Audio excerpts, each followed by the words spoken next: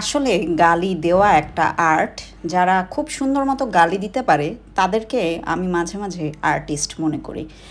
আমি তেমন একটা গালি দিতে পারি না, একেবারেই মুখ থেকে বের হয় না। তবে মাঝে মাঝে কিছু মানুষকে মনে হয় এমন গালি দেই যেন তারা বাপ দাদা চোদ্দ গোষ্ঠীর নামই ভুলে যায়। ছোট একটা কুকুরের বাচ্চার সাথে যারা এই ধরনের আচরণ করে তাদেরকে আপনারা হলে কি গালি দিতেন?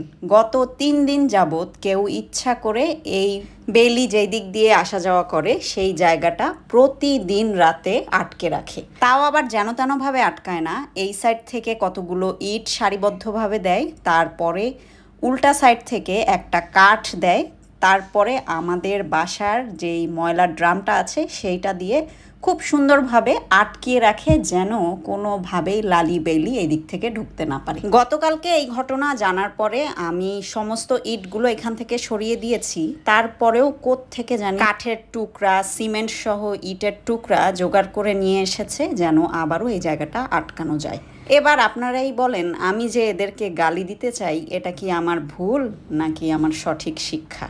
কিছু মানুষের পেট থেকে জন্মগ্রহণ করেছে, কিন্তু পৃথিবীর সবচাইতে নিকৃষ্ট প্রাণীর থেকেও তারা খারাপ। কোনো মা যেন এই জাতীয় সন্তান জন্ম না দেয়, আর যদি জন্ম দিয়েও ফেলে ছোটবেলা থেকে যেন সঠিক শিক্ষাটা দেয়।